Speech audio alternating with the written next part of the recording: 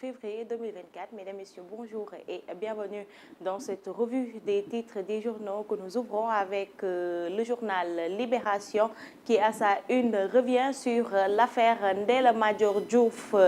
La liste macabre s'allonge, récupérée de la pouponnière de Ndella Madior est malade depuis 2 bébés sont finalement décédés à l'hôpital de Thiès. L'heure décès porte à 8 nombres de morts, toujours selon le journal qui s'intéresse à la police qui stoppe la caravane de la coalition Diomaye Président aux Parcelles Assainies. 3 députés de PASTEF interpellés, transférés à la sûreté urbaine pendant plusieurs heures. Guy Marius Sagna et Abbas Fall libérés après minuit. Alioune Bey et Seydina Omar Touré étaient toujours au commissariat de Guédiawaye à la même heure. Des juges forêts enregistré aux Parcelles à Pikine. Kër Mbaye Fall, le ministre d'État et président du CENI, ITIE, Eva Marie Coll Seck claque la porte. Le département des États-Unis, selon le département des États-Unis, le vote à l'Assemblée nationale ne peut être considéré comme légitime. Pendant ce temps, le Forum civil réclame à la communauté internationale des sanctions contre les auteurs du coup de force. Les députés de Benno se disent fiers de leur travail. La coordination des associations de presse entame un plan d'action après la fermeture de Walf. Rose Wardini, placée sous contrôle judiciaire.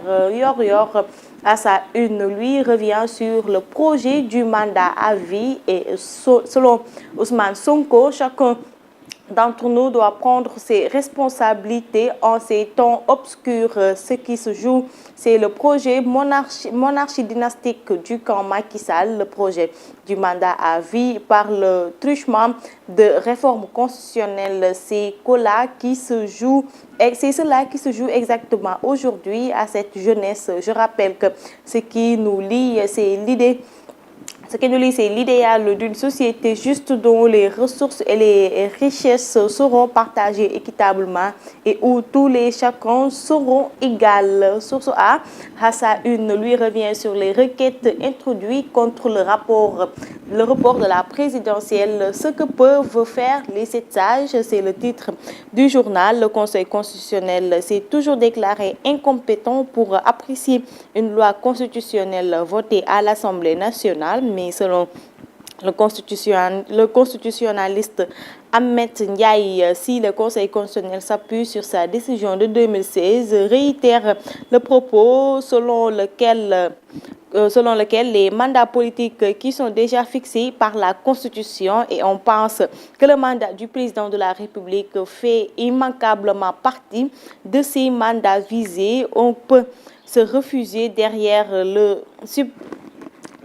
suffrage de la loi constitutionnelle pour dire finalement qu'il ne peut y avoir de contrôle. Ici, le contrôle pourra être envisagé parce que le truchement de la dérogation à l'article 31, nous avons mis tout simplement en cause les objectifs visés aux articles 27 et 103 de la Constitution du Sénégal. Vox Pop, à sa une, s'intéresse lui aussi sur le report de la présidentielle au Sénégal. Les États-Unis demandent la tenue de l'élection à la date. Il invite le gouvernement à organiser l'élection présidentielle conformément à la Constitution et aux lois électorales. Les Échos, à sa une, lui aussi revient sur ce qui s'est passé à l'Assemblée nationale, accompagné de tout son groupe parlementaire. Aboumbaou monte au front et défend le bien fondé de la loi. C'est l'application de l'article 31 qui a été neutralisé. Cela a eu lieu en 1962 et en 2007.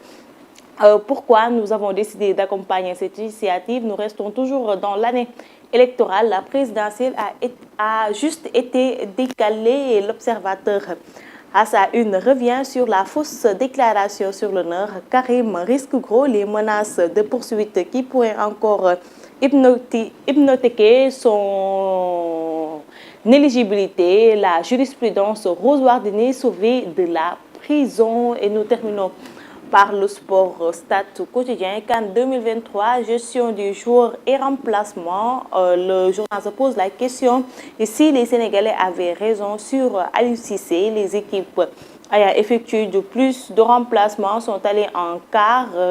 Cissé n'a pas suffisamment fait reposer ses joueurs. Et c'est la fin de cette revue des titres des journaux. Mesdames, Messieurs, merci de l'avoir suivi. Continuez à nous regarder sur Presse Afrique TV HD et surtout à nous lire sur presseafrique.com.